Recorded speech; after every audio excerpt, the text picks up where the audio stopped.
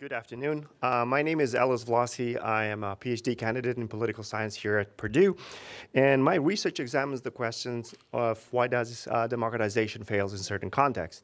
My findings show that countries with transnational ethnic kin will spoil the democratization of the country with whom they share transnational ethnic kin when they seek to expand their territorial borders. It is my great honor and privilege to introduce Dr. Heather Roff, a non-resident fellow in the Foreign Policy Program at Brookings Institution. Her research interests include the law, policy, and ethics of emerging military technologies, such as autonomous weapons, artificial intelligence, robotics, cybersecurity, and more recently, quantum, as well as international security and human rights protections. Her recent work focuses on generating normative principles for the use of AI for national defense, as well as particular epistemological issues with AI for defense-related applications. She is the author of Global Justice, Kant and the Responsibility to Protect, as well as numerous scholarly articles. Dr. Roff received her doctorate in political science from the University of Colorado in Boulder in 2010, and she is currently a senior research analyst at the Johns Hopkins Applied Physics Lab in the National Security Analysis Department. Prior to joining APL, she was a senior research scientist at DeepMind, one of the leading artificial intelligence companies, in their ethics and society team. Prior to DeepMind, she was a senior research fellow in the Departments of Politics and International Relations at Oxford University, was a research scientist in the Global Security Initiative at Arizona State University, and held faculty positions at the Korbel School of International Studies at the University of Denver, the University of Waterloo, and the United States Air Force Academy. She has also held multiple fellowships at New America. Please help me let us welcome Dr. Roff.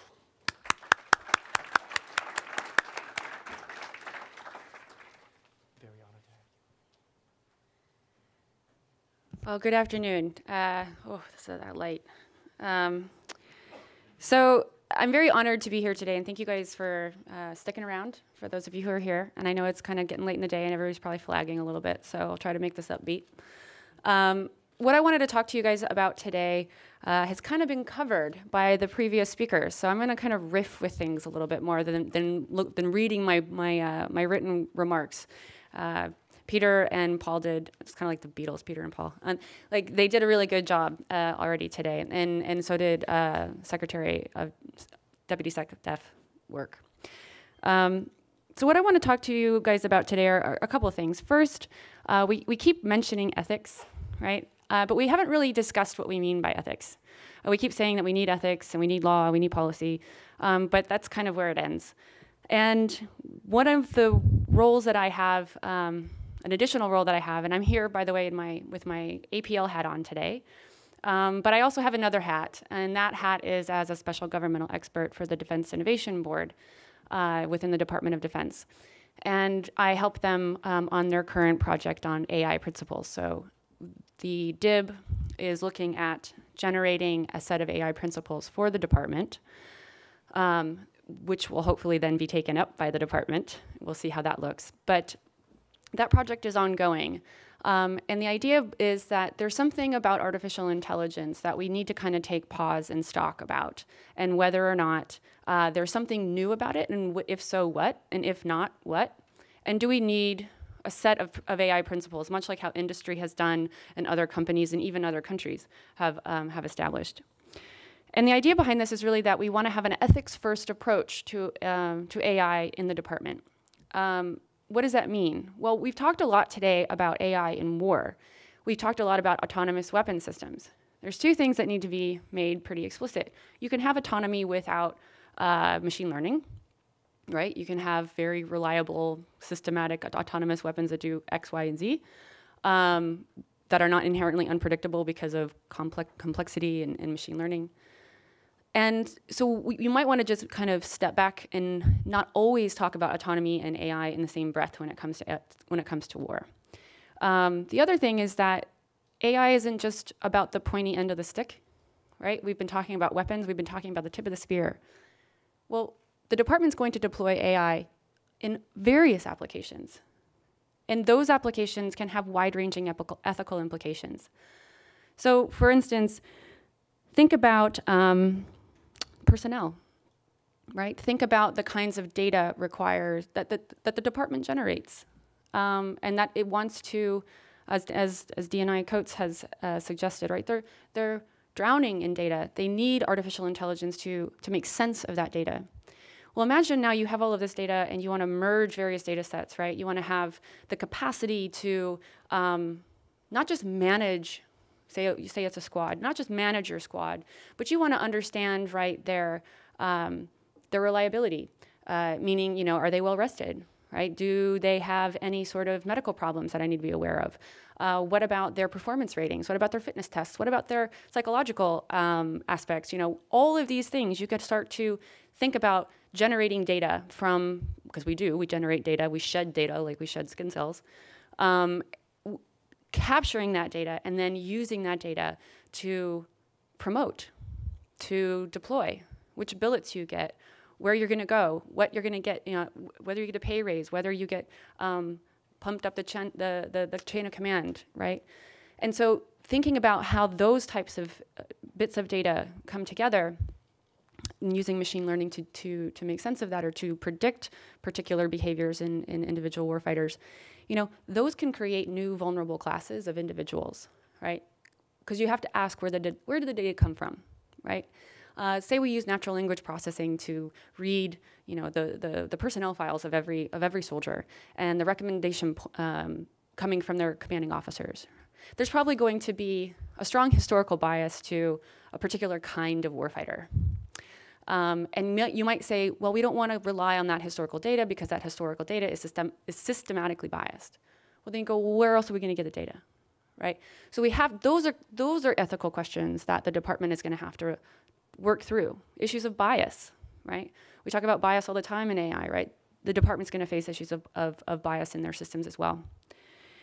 And finally, you know, not finally, but the other thing that I think about a lot, and something that I want to bring up to you, is the role of epistemology when it comes to artificial intelligence.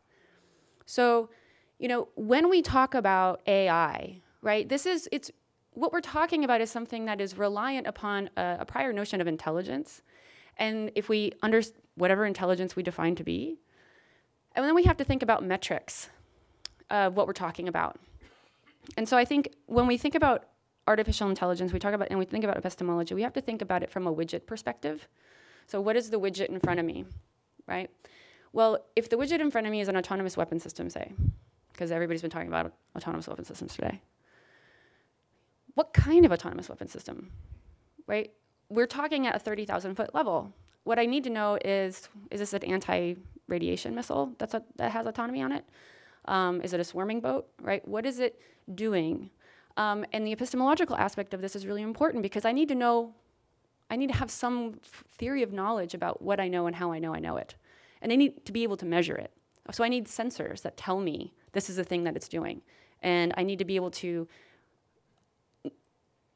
figure out if there's an error rate and what that error rate is, what valid looks like, what measurement even for error or truth or falsehood. All of these things matter. And so artificial intelligence and epistemology are actually really tightly coupled in not very often appreciated ways. And so whatever system I'm building, I have to be able to have some sort of objective reality and truth about that, and I have to be able to measure it. And when we build systems that are based on things like the laws of physics, we understand the laws of physics quite well.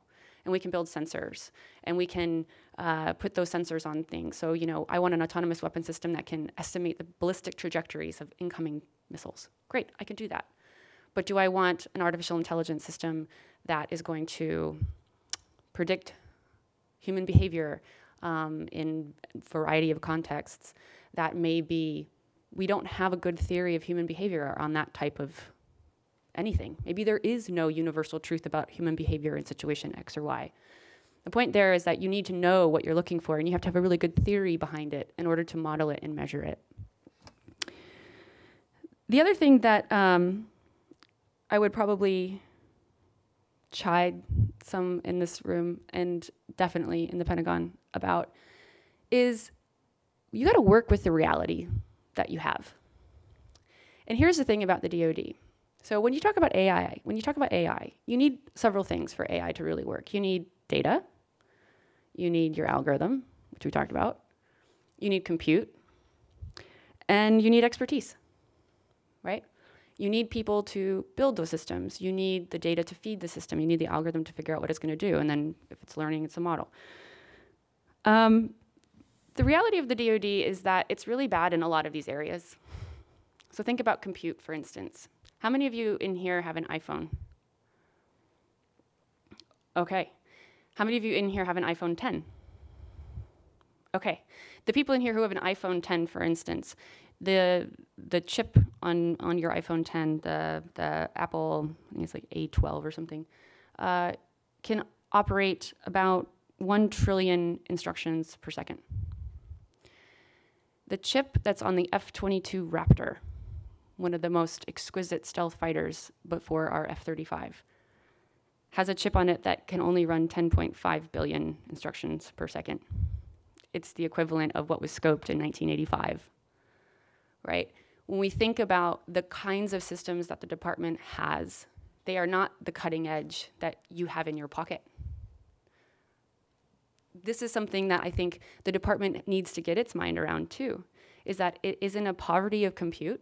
It doesn't have the data storage, because the data storage in the department is actually quite expensive, which is crazy when you think about this, because data storage is cheap in the commercial sector, right? It's about 0.01 cents for nearline data storage on a Google Cloud.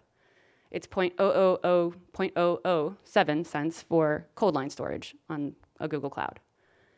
That is inverse in the department. And so what happens is it's very expensive to store data. People then get protective of their data. The data gets siloed. No one can actually get access to data. They can't merge data. They don't know what they're going to do with the data. And what do you realize about that? If you don't have the data, you can't create the AI system you want or the widget you want for that task. And if you can't store it cheaply, you can't get access to it. You can't run the models on it. So the department has to start to wrangle with that reality. It also doesn't have the expertise, and this is something that was brought up in the panel before about the civ-mil divide. I mean, there's goodness in civil-military divide, right? We don't want the civil-military fusion that others have because there's some problems associated with that, and we like a civilian-led military for various reasons. But the idea is that there's more than it's just a civil-military divide. There's a very strong ideological divide between those in Silicon Valley or the tech sector, which I'll just paint with a broad brush, and the DoD. And the DoD needs that expertise from Silicon Valley if it's going to, as well as academia, but it needs that expertise if it's going to build the kinds of widgets it wants and build the safe, reliable, robust, assured systems that it needs. And this is going to be very difficult because no one in Silicon Valley at the rank and file kind of level really want to do work on defense. And they, not just the Maven issues, but open letters from employees at Microsoft. Now we have letters from Amazon employees. You know, there's all sorts of these different kinds of issues that are coming up. And the reality for the department is that inside the department, everybody views themselves as kind of white hat cowboys, right? We're the good guys. We are white hat cowboys. We're going to come in. The vision that they have is, you know, storming the beaches of Normandy in 1945. We are the good guys. We do the right thing. They definitely have the intention to do the right thing. The reality, though, is that people in Silicon Valley don't see them as white hat cowboys storming the beaches of Normandy. The reality is they think of Abu Ghraib, right? They think about mass abuses of power from, you know, the NSA and the Snowden leaks. They have a very fundamentally different view of the department and the intelligence community. Now, that view may be based on several moral failings and data points that we don't want to populate throughout the department, but the reality is that the department has to acknowledge that people don't view them as white hat cowboys. And they need to be better at talking about what they do well, which is train. They do leadership well. They do law of war training very well. They have lawyers, tons of lawyers that will probably be automated, to help them, you know, figure out whether or not something is proportionate and legal. And so I would say that that divide needs to reconcile in various ways. And I think Sharif's comments before about kind of the, having these back and forths is really, really important. Because the tech workers also, as I said, the tech workers fundamentally misunderstand how the DoD works, and the DoD fundamentally misunderstands how how the tech society kind of functions. So I would say more back and forth is good. And the tech sector, having been in the tech sector, I will poke fun at it. They need to get out of their beautiful campuses and their free food and their nap pods, and they need to put on some shoes, and they need to go to DC and talk to some people who work on hard problems in applied spaces. Likewise, DoD needs to get out of its blue suits and go to Silicon Valley, which they're there, but DIU is, anyway, I'm not gonna go there. But the idea, right, is that so the department has a real big data problem, it has a big data storage problem, it has a compute problem, it has an expertise problem. And until those problems are solved, the kinds of AI revolutions that Bob Work has laid out will not come true.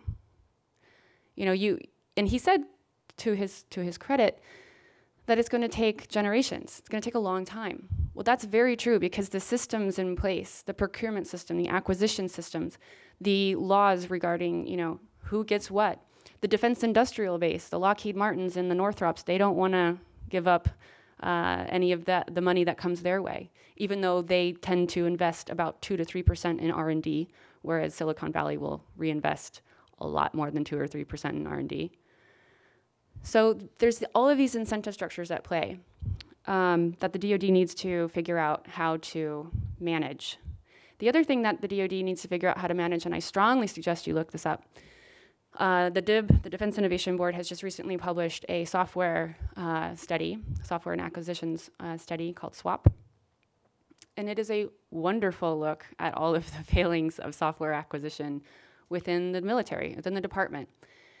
And what they find is basically that the department is really good at buying hardware. It's really bad at software. It's really, really bad at software. It is not agile. It doesn't do, DevOps. It doesn't do anything like that. It has waterfalls. Every single cost run over, software problem. Every single timing delay, software problem. You look at the F-35, software problem. So the way in which the department buys systems and acquires exquisite systems is really about software problems. And AI is nothing else but a software problem. So if the department really wants to get behind artificial intelligence and using those applications, they've got to solve their data problem, they've got to solve their compute problem, they've got to solve their software acquisitions problems. These are not minor problems to solve.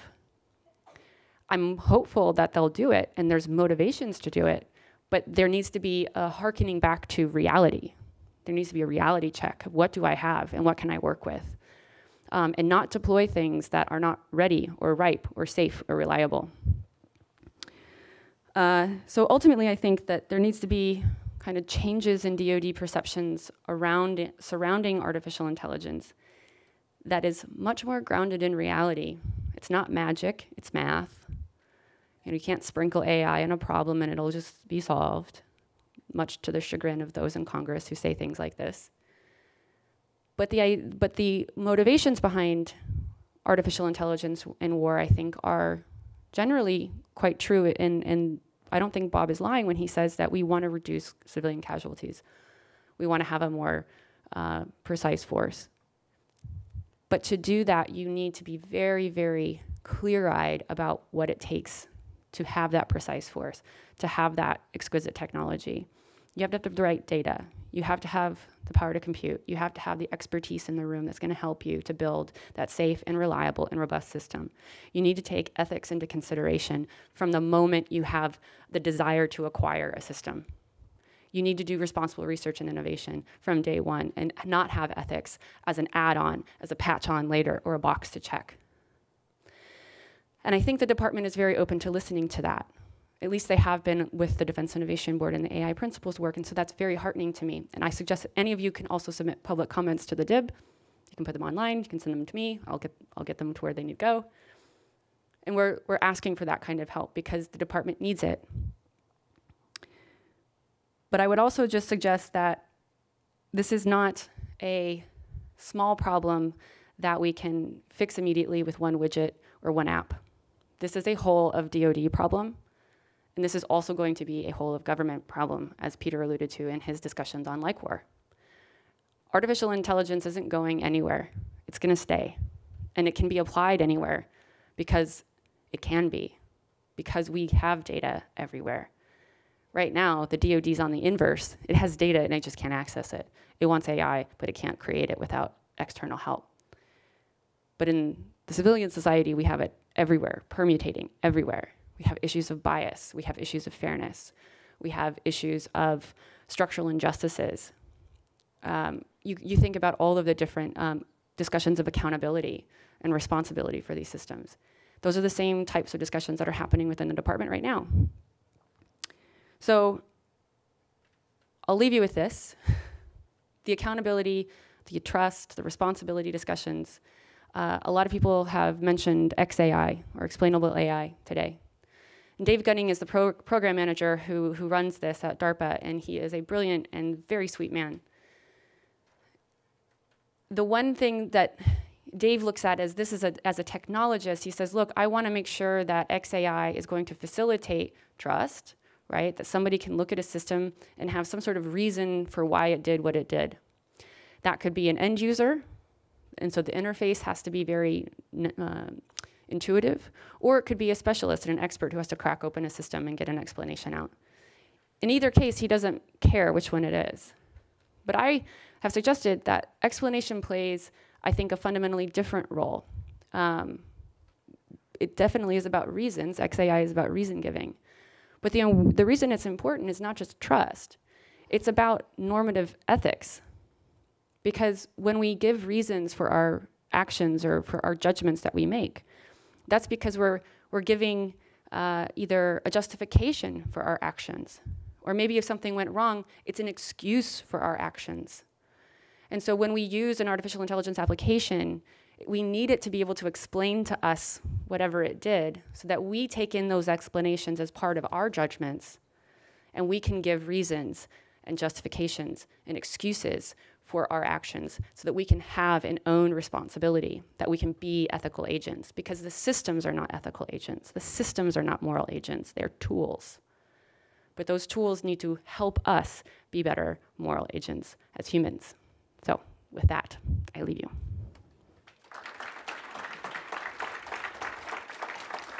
I don't leave you if you have questions. And I have no idea what time it is. There's no watch and there's no clock. All right. Okay, so one question. So you worked in Silicon Valley, and you London, but yeah. Okay, and you talked about Google and employees protesting. Do you have a sense that the employees at Google or a company like that, but let's just use Google for now, understand that the work that the firm does in countries like China has a direct connection and vehicle into the Chinese military complex and the PLA? Is that in their consciousness? Do they complain about that? So I think it is definitely more in their conscious with, there's a lot more attention put on Dragonfly, for instance, with Google, so there was a lot more backlash. I think, here's the thing, is that the rank and file engineer who protests against the Maven contract, I left very, at the time that that Maven happened. So I was privy to some things and not others, which I can't talk about. Sorry, it's an NDA. But what I can say is that the rank and file, I don't think they have a full appreciation for the security threats that are coming from China. I think they're starting to see it, but they don't read the kinds of papers and news outlets that the defense industry reads, right? They may be reading Wired, or they might be, maybe they'll read PopSci, but they're not looking at, Defense Daily or, whatever defense news outlet that you can think of.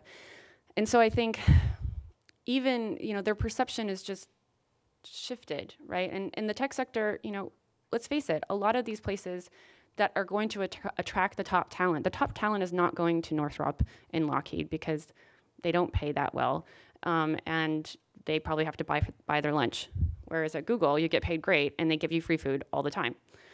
Why wouldn't you go, right?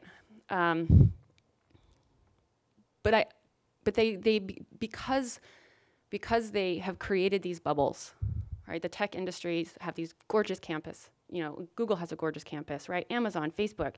You know, you walk in, there's foosball tables and basketball courts, and you want a massage, and there's a massage chair, and like whatever you needed, you know, free gym, get your laundry done. Don't have to go to the doctor, there's one downstairs, right? You don't have to leave, you live in a bubble. And so because you live in a bubble, you don't think really too much outside of that bubble. And there's an echo chamber that happens in those companies as well. And so I think the national security side just doesn't infiltrate the bubble that much. And because the perception in a lot of this is also very much anti-government or anti-defense, it's going to be a hard road to toll. But you can do it. Microsoft is doing it slowly, but yeah. Well, Amazon has they'll just fire you if you don't like it, so. You'll get fired by a robot too. You'll get your pink slip. Hey, wonderful discussion. So I came at AI from information fusion. So I put in the first fusion algorithms at Cheyenne Mountain after the Gulf War. So that was when that really hit home to me. Oh, as an engineer, my job is to save people's lives, right? So, and I fell in love with the generalization problem. And being in the government is that my job is governance. But this is the feedback that I get from industry, and now that I'm getting back from our intelligence community too, is that nobody pays for governance, right? Where's the market model for governance, right? So we're talking about linear systems, right? In a lot of these cases, and when I go to the road shows, the thing that I hear up there is that I hear people saying, I wish I could enforce this to be true all the time. Okay? And governance is about making accommodations, right? So I'm trying to figure out how to get past this Cassandra moment, right? Where people start valuing governance and helping people who work in that field to scale up, because this is what we're hearing. Is that, well, you guys can't play in this because you don't, we have no way of knowing whether your algorithms will scale. And so the people with the interest in governance can't work at scale at the moment, and the people who do at scale are interested because the market isn't interested. Sorry about the long message. Yeah, so one quick thought on that. So a lot of the really interesting problems in AI right now are toy problems, right? When you look at what OpenAI does with Dota or even GPT-2, so GPT-2 is the algorithm, the model, it's not an algorithm, it's a model that does the natural language where you feed it text and then it pops back a story that's really realistic. These are, in a sense, kind of toy problems. They're not built for applied spaces. So, for instance, at the applied physics lab where I work, we work in applied spaces. We work at systems of scale. But governance is actually quite important at APL, right? We want to be a trusted partner for the government to go to if they need a widget built. But what I would say is that, so governance doesn't necessarily pay right now, maybe, but it's definitely starting to. We're having this discussion about what if AI wages war? What are the ethics, law, principles, governance, things that we need for these technologies? That means that there's already normative buy-in. If we're talking about it and everybody's acknowledging it, we have buy-in. So then that dividend's gonna pay. And eventually it'll pay in other ways. Ron's NSF grant, right? That's an ethical NSF grant. It's going to pay in other ways too with the DoD putting out grants for these things, having calls for partnerships. So I think, when building tech to make sure it's reliable, safe, robust, those are gonna pay. We just have to have our eye on the ball that that's what we're doing and that's what we're asking for.